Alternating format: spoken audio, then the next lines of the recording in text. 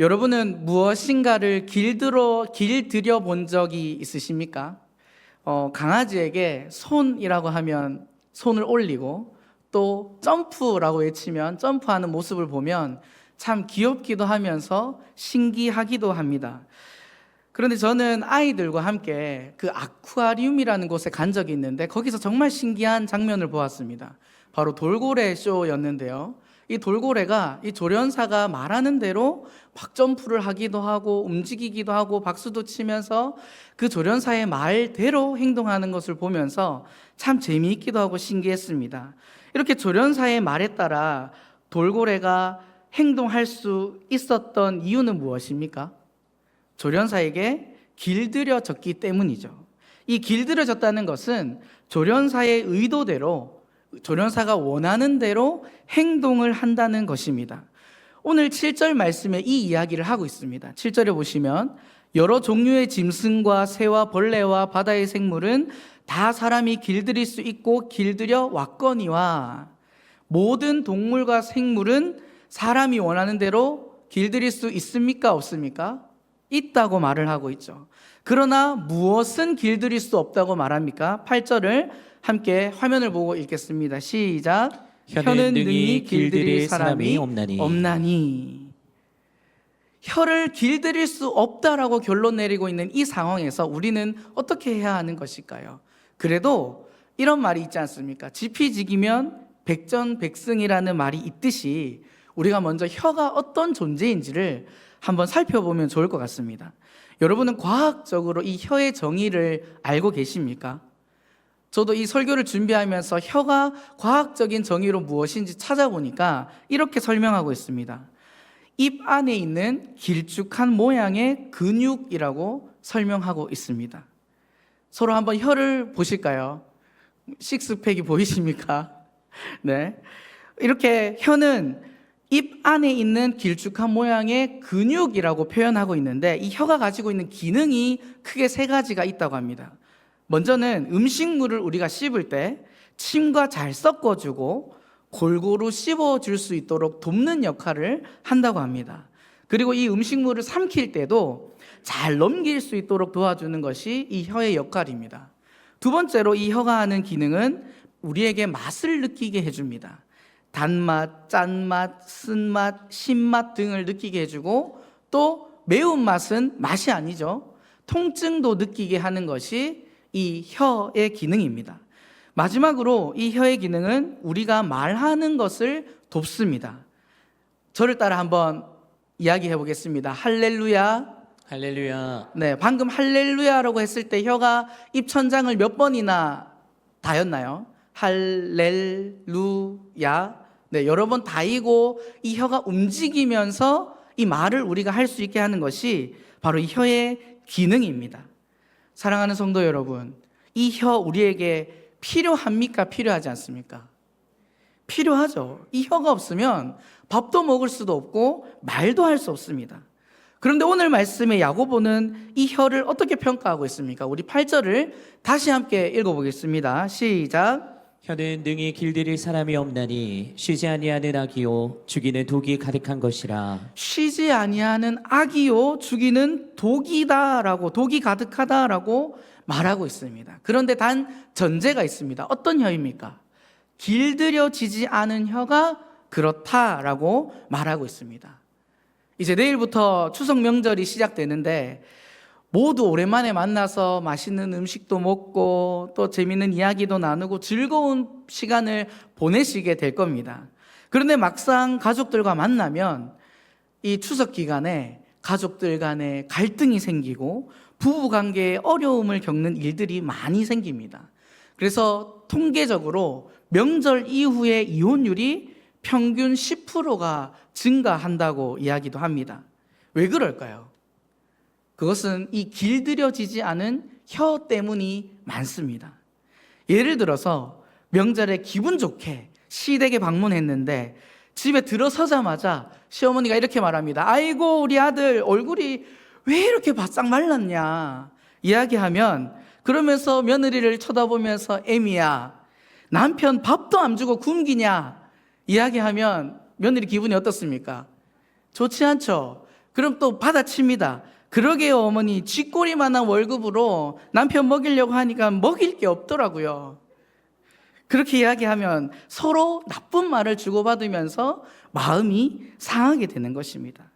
그렇게 명절을 보내고 집으로 돌아와서 가만히 있으면 되는데 또 남편에게 아내가 어떤 말을 꺼냅니까?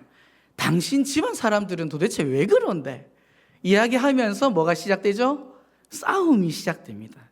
이것처럼 우리의 혀는 길들여지지 않은 혀는 끊임없이 상대방을 공격하고 악을 내뱉고 죽이는 말들을 하는 그러한 존재라는 것이죠.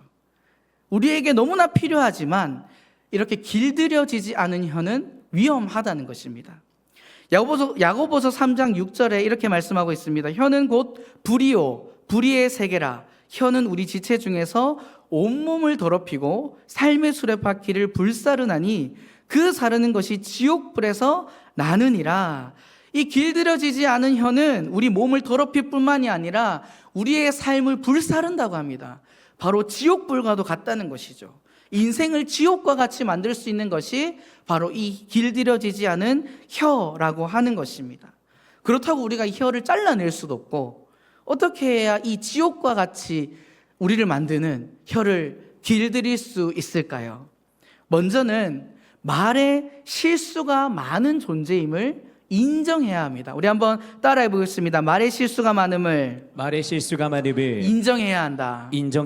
우리 오늘 본문 3장 1절과 2절 말씀을 함께 읽어보겠습니다. 시작. 네, 형제들아, 너희는 선생된 우리가 더 큰 심판을 받을 줄 알고 선생이 많이 되지 말라. 우리가 다 실수가 많으니 만일 말에 실수가 없는 자라면 곧 온전한 사람이라 능히 온 몸도 근래에 씌우리라. 아멘. 오늘 야고보 사도는 자신을 포함해서 모든 사람은 말에 실수가 많다라고 하는 것을 인정하면서 무엇이 되지 않을 것을 권면하고 있습니까? 선생입니다. 이 야고보와 같이 앞에 서서 복음을 전하고 가르치는 사람들은 말을 많이 해야 합니다. 우리가 말을 많이 하다 보면 뭐도 많이 생깁니까? 실수도 많을 수밖에 없습니다. 우리 교회가 이제 하반기 사역을 시작하면서 구역 대신방을 2주간 열심히 했지 않습니까? 저도 우리 교구의 구역들을 살펴보면서 구역 대신방을 했는데 마지막에 열심히 우리 그 구역을 위해서 기도해 드리는데 제가 이런 실수를 했습니다. 열심히 기도해 드리고 마지막에 어떻게 마쳐야 됩니까? 예수님 이름으로 기도 드립니다. 아멘으로 마쳐야 되는데 기도하다가 갑자기 말이 꼬인 겁니다. 그래서 제가 예수님 감사합니다. 아멘. 이렇게 끝내버렸습니다. 얼마나 부끄럽던지요. 그리고 또 며칠 전에는 이제 우리 교회가 매주일마다 암송을 하지 않습니까? 우리 자녀들과 함께 그 암송 영상을 촬영하기 위해서 앉았습니다. 고린도전서 10장 20절 기억하고 계시죠? 그 암송 말씀을 촬영하는데 아내가 옆에서 같이 외우는데 이렇게 외우는 겁니다. 무릇 이방인이 제사하는 것은 하나님께 하는 것이요. 네, 귀신에게 하는 것이요가 원래 구절인데 하나님께 하는 것이요라고 해서 얼마나 서로 웃었는지를 모릅니다. 여기서 웃으시는 분은 암송하신 분이겠죠. 저희만 그렇습니까?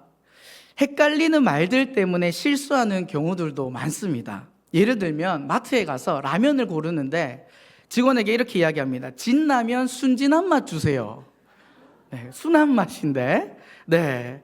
그리고 요즘에는 뭐 키오스크가 많은 가게가 많지만 카페에 가서 흔히들 우리 많이 하는 실수입니다. 아이스 아메리카노 따뜻하게 주세요. 네, 그런 실수들을 하는 경우가 있습니다. 그러나 오늘 본문에서 말하는 이 실수는 그저 잘못 말했다 정도의 의미보다 더 깊은 뜻을 담고 있습니다. 이 실수라는 단어의 첫 번째 의미는 말한 대로 살지 못한다라는 의미를 가지고 있는 것입니다. 그렇기 때문에 이 야고보 사도는 1절에 무엇을 강조하고 있습니까?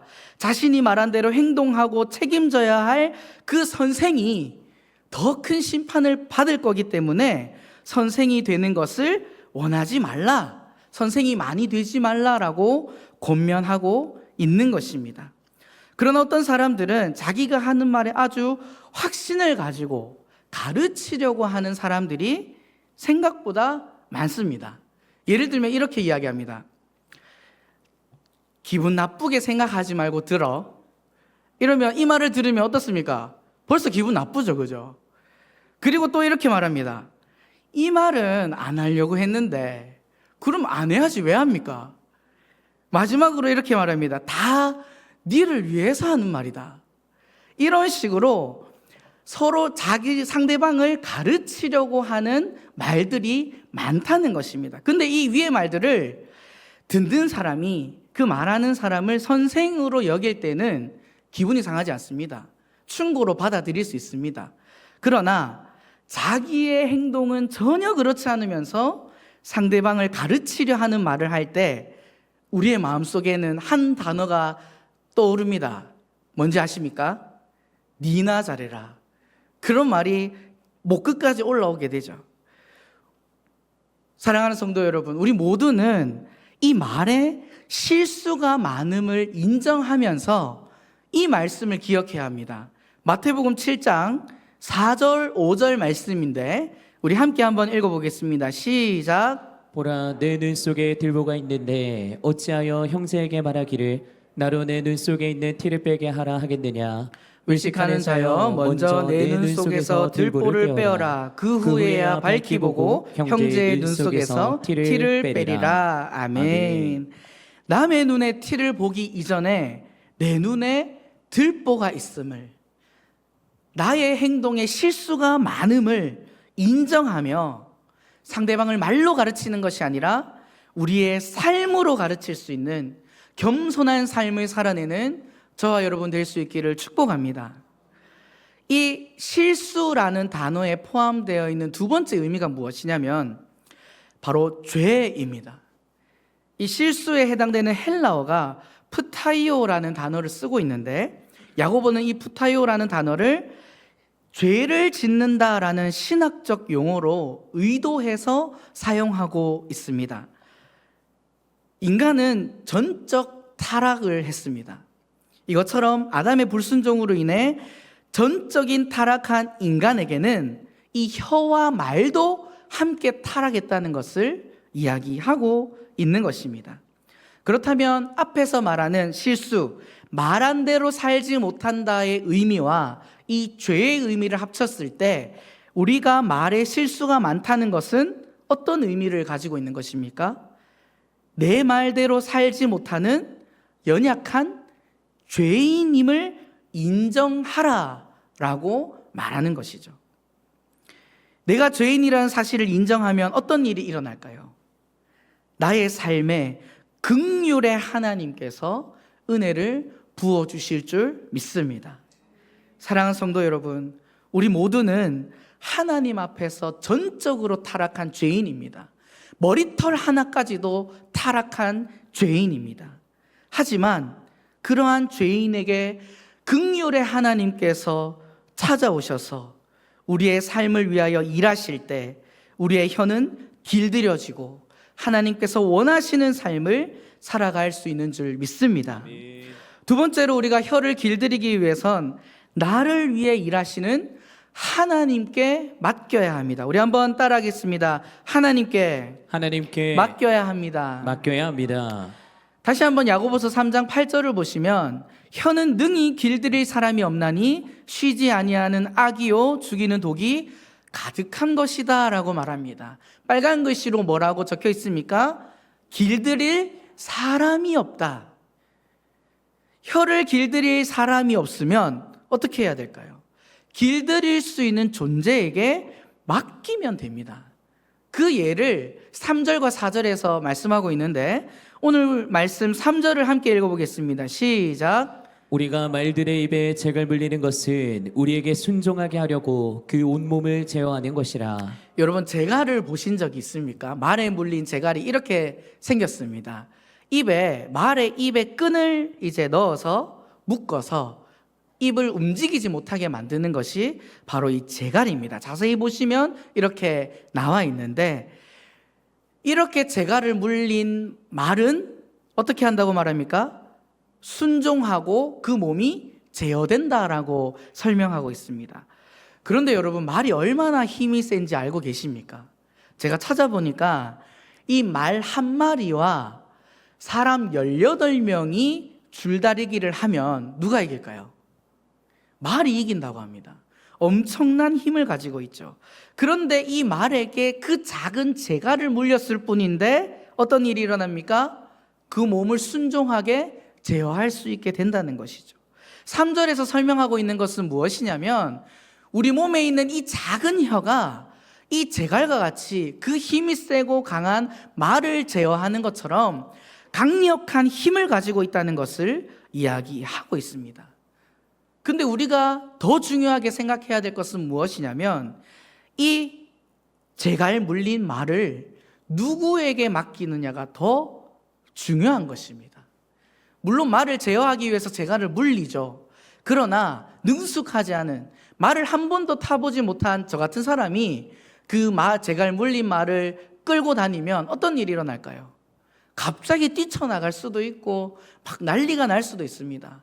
제가 기사를 찾아보니까 말의 뒷발에 맞아서 크게 다치거나 죽는 경우들이 있다고 합니다. 이처럼 말과 관계가 되어 있지 않고 능숙하지 않은 사람이 아무리 고삐를 그 재갈을 물린 말이라 할지라도 능숙하게 다룰 수 없다는 것을 이야기하고 있습니다. 그럼 무엇이 중요합니까? 그 말에 대해서 누구보다 가장 잘 알고 그 말과 교감하며 그 말을 제어할 수 있는 조련사가 그 말을 붙잡았을 때 그 말에 그 재갈이 제 기능을 할 수가 있다는 것이죠. 4절에도 이 똑같은 이야기를 강조해서 다시 한번 말합니다. 우리 4절을 같이 한번 읽겠습니다. 시작. 또 배를 보라. 그렇게 크고 광풍에 밀려가는 것들을 지극히 작은 키로서 사공의 뜻대로 운행하나니. 아멘. 배를 보시면 정말 큽니다. 우리 사진을 한번 띄워주시면 이렇게 큰 배를 방향을 움직이는 키라고 하는 것은 아주 작은 일부분에 불과합니다. 보이시나요? 이 작은 키가 살짝만 움직여도 배의 방향은 바뀌게 되는 것이죠. 다시 한번 이 배를 비유하면서 우리의 혀가 가지고 있는 강력한 힘을 이 야고보는 말씀하고 있는 것입니다. 그러나 무엇이 더 중요합니까? 이 배를 움직이는 사람이 누구냐에 따라서 이 배는 안전하게 원하는 목적지로 순항할 수 있는 것입니다. 말씀해 보면 사공의 뜻대로 그 키를 움직일 수 있는 것이죠. 제가 가지고 있는 전화기가 아이폰인데요. 이 전화기가 고장나면 어떻게 해야 될까요? 객관식입니다. 1번, 내가 직접 뜯어서 고친다. 2번, 삼성 서비스 센터에 간다. 3번, 애플 서비스 센터에 간다. 당연히 3번입니다. 우리의 혀를 능히 길들일 사람이 없다면 우리는 이 혀를 창조하신 그분께 맡기면 되는 것입니다. 누구입니까? 하나님이시죠. 저는 고3 수능을 치고 1월 말쯤 아버지께서 이제 출근길에 갑작스러운 교통사고로 돌아가셨습니다. 그래서 이제 갑작스러운 사고로 어머니와 저는 큰 충격을 받았죠. 그래서 많은 사람들이 장례식에 와서 위로도 해주고 격려도 해주는 그러한 기억이 있는데 그 많은 사람들의 위로 중에 잊혀지지 않은 상반되는 위로가 있습니다. 하루는 집에서 장례가 다 끝나고 어머니께서 막 울고 계시는 겁니다. 그래서 돌아가신 아버지가 생각나서 울고 계시나 보다 했는데 그게 아니라 주변에 지인분이 찾아오셔서 이제 혼자 있으니까 힘들겠다 생각하시고 위로하러 오셔서 하는 말이 이겁니다. 그래도 이제 보험금이 나오면 먹고 사는 건 좀 나아지지 않겠어요? 그 말을 들은 우리 어머니 어땠겠습니까? 마음이 정말 말로 할 수 없이 아팠다고 하시더라고요. 그분의 입장에서는 나쁜 의도가 아니었을 수도 있습니다. 좋은 마음으로 이야기했을 수도 있습니다. 그러나 하나님께 맡겨지지 않은 혀는 앞에서 뭐라고 말씀드렸습니까? 실수가 많습니다. 그에 반해 제가 참 존경하는 분이신데 저희 중등부 선생님이시기도 했고 정말 기도의 무릎을 꿇으시는 권사님이 장례 후에 저희 집에 오셔서 위로를 해주시는데 먼저 이렇게 이야기하시더라고요. 오늘 이 가정을 위해서 기도하는데 하나님이 그런 마음을 주셨다. 그래서 이 말을 꼭 해주고 싶어서 왔다 라고 하면서 하시는 말씀이, 아버지께서는 하나님께서 맡겨주신 일을 다 하셨기 때문에 하나님께서 너무 기뻐하시면서 하나님의 부르심을 받은 거야. 이미 천국에서 하나님 품 안에서 평안을 누리고 계시는 거 알고 있지라고 이야기를 하시는 겁니다. 사랑하는 성도 여러분, 우리의 혀를 이렇게 하나님께 맡기면 말이 순종하듯이, 배가 순항하듯이 하나님의 뜻에 맞게 귀하게 쓰임받을 수 있는 줄 믿습니다. 시편 141편 3절에 바울은 이렇게 고백합니다. 여호와여, 내 입에 파수꾼을 세우시고 내 입술의 문을 지키소서. 하나님의 마음에 합한 자라 불리는 이 다윗이 무엇이라 기도하고 있습니까? 자신의 입을 하나님께 맡기는 기도를 하고 있는 것입니다. 죄로 더러워진 나의 혀를 온전히 하나님께 맡겨드릴 때 우리의 입은 하나님께서 파수꾼을 세우시고 해야 할 말, 하지 않아야 할 말을 분별하게 하시고 정말 우리를 더욱더 선한 것으로 채워주시는 줄 믿습니다. 마지막으로 우리의 혀를 길들일 수 있는 방법은, 우리 한번 따라하겠습니다. 마음을 선한 것으로 채워야 합니다. 우리 오늘 말씀 3장 9절과 10절을 함께 읽어보겠습니다. 시작. 이것으로 우리가 주 아버지를 찬송하고 또 이것으로 하나님의 형상대로 지음을 받은 사람을 저주하나니 한 입에서 찬송과 저주가 나오는도다. 내 형제들아, 이것이 마땅하지 아니하니라. 아멘. 9절에서 말하고 있는 이것이 무엇입니까? 우리의 혀와 입을 이야기합니다. 그런데 10절에서 한 입에서 찬송과 저주가 나오는 것이 마땅하지 않다 말합니다. 왜 그렇습니까? 마태복음 12장 34절 35절에 보면 이렇게 말합니다. 독사의 자식들아, 너희는 악하니 어떻게 선한 말을 할 수 있느냐? 이는 마음에 가득한 것을 입으로 말함이라. 선한 사람은 그 쌓은 선에서 선한 것을 내고 악한 사람은 그 쌓은 악에서 악한 것을 내느니라. 아멘. 우리의 입으로 나오는 말은 우리 마음에 가득한 것이 나오는 것입니다. 우리의 마음에 하나님의 긍휼과 은혜로 구원의 감격이 가득한 사람의 입에서는 결코 부정의 말, 악한 말, 저주의 말이 나올 수가 없습니다. 우리의 한 입에서 찬송과 저주가 나온다는 것은 내 마음에 지금 무엇으로 채워져 있는지 점검해 보아야 합니다. 민수기 13장에서 출애굽한 이스라엘 백성이 가나안 땅에 들어가기 전 하나님께서는 12지파를 한 명씩 뽑아서 그 가나안 땅을 정탐하게 하시죠. 잘 알고 계시듯이 그 가나안 땅은 하나님께서 약속하신 땅, 젖과 꿀이 흐르는 땅이었습니다. 그러나 정탐한 12명 중 10명의 평가는 어떻습니까? 민수기 13장 32절에 이스라엘 자손 앞에서 그 정탐한 땅을 악평합니다. 13장 33절에서는 우리는 스스로 보기에도 메뚜기 같다고 이야기합니다. 그러나 2명 여호수아와 갈렙은 무엇이라 말합니까? 그 땅은 심히 아름다운 땅이며 젖과 꿀이 흐르는 땅이며 그 땅에 살고 있는 사람들은 우리의 먹이다라고 고백하고 있습니다. 사랑하는 성도 여러분, 이 10명의 정탐꾼과 2명의 정탐꾼의 차이가 무엇인지 아십니까? 그것은 바로 마음입니다. 이들의 마음에 무엇으로 채워져 있느냐가 이 평가가 달라지는 것입니다. 10명의 정탐꾼의 마음에는 눈에 보이는 현실과 자기의 생각으로 가득 차 있었습니다. 그렇기 때문에 아무리 하나님이 약속한 땅이라 할지라도 젖과 꿀이 흐르는 땅이라 할지라도 그 땅을 악평합니다. 우리는 그 땅에 들어가선 안 된다 말합니다. 그러나 여호수아와 갈렙의 마음에는 무엇으로 가득 차 있었습니까?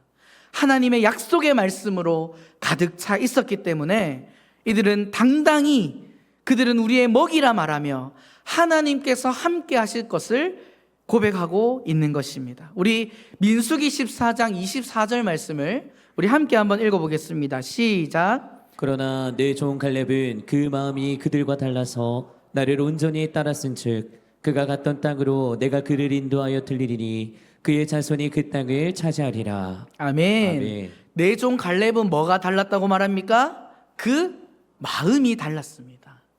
우리의 마음에 무엇으로 가득 차 있습니까? 영원한 우리의 생명 대신 살아있는 하나님의 말씀으로 충만하십니까? 아니면 세상의 소리와 나의 판단과 나의 생각으로 가득 차 있습니까? 우리의 마음에 있는 것이 입으로 나온다는 것을 기억할 수 있기를 축복합니다. 지난주 수요일에 있었던 행복 토크에는 우리 1교구의 안재만 성도님께서 출연하셨습니다. 제가 행복 토크 사역을 담당하고 있는데 이분이 세가족이신데 예수님을 믿고 나서 많은 변화들이 있었지만 그 중에 하나가 바로 이 말이었습니다. 교회 오시기 전에는 이분이 운전을 하시다 보니까 입만 떼면 욕이었다고 합니다. 본인 스스로도 자기가 얼마나 많은 욕을 하고 있는지 인지조차 할 수 없을 정도로 많은 욕을 했다고 합니다. 그런데 이분이 교회에 오면서 마음에 하나님의 말씀이 들려지고 기도하며 선한 것으로 그 마음이 채워지니까 이분의 말이 변하기 시작했습니다. 이전 같았으면 막 운전하다가 차가 갑자기 끼어들었을 때 당연히 육두문자가 나오면서 앞에 차에 욕을 퍼부었을 텐데 이제는 앞차를 위해서 축복 기도를 한답니다.